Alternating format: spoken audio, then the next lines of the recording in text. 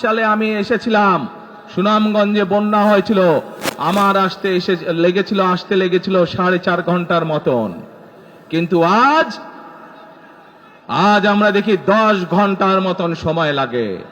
সিলেটের এই পুণ্যভূমির মানুষ, বহু মানুষ আছেন যারা লন্ডনে যাতায়াত করেন, লন্ডন যেতেও এত সময় লাগে না প্লেনে করে যেতেও। এই হচ্ছে আজকে উন্নয়নের ফেরিস্তি। তারা এই দেশের মানুষের ভোটের অধিকার কেড়ে নিয়েছিল। আপনারা আজকে এই যে লক্ষ মানুষ এখানে উপস্থিত হয়েছেন, আপনাদের যে রাজনৈতিক অধিকার প্রতিষ্ঠা করার জন্য, আপনাদের কথা বলার বাক স্বাধীনতার অধিকার, আপনাদের নিরাপত্তা পাওয়ার অধিকার প্রতিষ্ঠিত করার জন্য আজ যে আপনারা এখানে একত্রিত হয়েছেন, এই অধিকার প্রতিষ্ঠিত করতে গিয়ে আমরা আমাদের মাঝে থেকে ইলিয়াস আলীকে হারিয়েছি, আমরা আমাদের মাঝে থেকে জুনায়েদকে হারিয়েছি, আমরা আমাদের মাঝে থেকে দিনারকে হারিয়েছি। সারা বাংলাদেশে গত 15 বছর 16 বছরে যারা এই দেশ থেকে পালিয়ে গিয়েছে 1 বছর আগে, তারা যখন এই দেশের মানুষের টুটি চেপে ধরেছিল, তারা এই দেশের মানুষের বাক স্বাধীনতা কেড়ে নিয়েছিল, তারা এই দেশের মানুষের ভোটের অধিকার কেড়ে নিয়েছিল। ক্লিংকার বেশি থাকলে সিমেন্ট বেশি খাঁটি। আনোয়ার সিমেন্ট। তারা শুধু ভোটের অধিকার কেড়ে নিয়েই সন্তুষ্ট থাকেনি, তারা শুধু সাধারণ মানুষের কথা বলার অধিকার কেড়ে নেই সন্তুষ্ট থাকে নাই, তারা ইলিয়াস আলী, জুনায়েদ, দিদারের মতন শত হাজারো মানুষকে তারা হত্যা করেছিল সেদিন।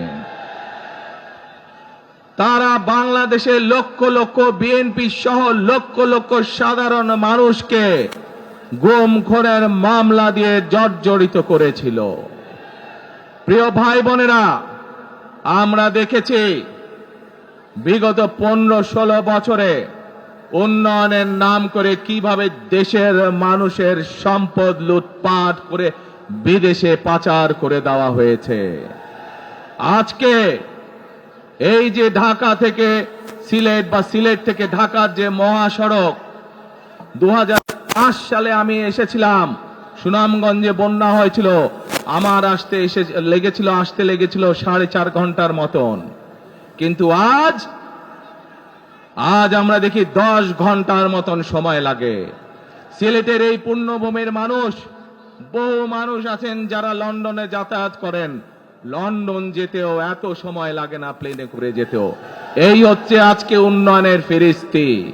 প্রিয় ভাই বোনেরা, গত 15-16 বছরে আমরা দেখেছি কিভাবে একের পর এক নির্বাচনে ব্যালট বাক্স ছিনতাই হয়েছে, কিভাবে আমিন নির্বাচন হয়েছে, কিভাবে নিশিরাতের নির্বাচন হয়েছে, এবং এই নির্বাচনগুলোর মাধ্যমে, তথাকথিত নির্বাচনের মাধ্যমে বাংলাদেশের মানুষের ভোটের অধিকার তথা রাজনৈতিক অধিকারকে কেড়ে নেওয়া হয়েছিল। আজ আমরা এখানে একত্রিত হয়েছি সেই মানুষগুলোর জীবনের বিনিময় যারা আমাদের সকলের জন্য রাজপথে নেমে এসেছিল। আমরা আজ এখানে একত্রিত হতে পেরেছি সেই মানুষগুলোর ত্যাগের বিনিময়ে যারা বিভিন্নভাবে নির্যাতিত হয়েছে, অত্যাচারিত হয়েছে, পঙ্গুত্ব বরণ করেছে। 2024 সালের 5ই আগস্ট ছাত্র জনতার অভ্যুত্থানের ভিতর দিয়ে বাংলাদেশের মানুষ 71 সালে যেভাবে দেশকে স্বাধীন করেছিল, 2024 সালের 5ই আগস্ট সেই স্বাধীনতাকে বাংলাদেশের মানুষ রক্ষা করেছে তাদের অধিকারকে প্রতিষ্ঠিত করার জন্য।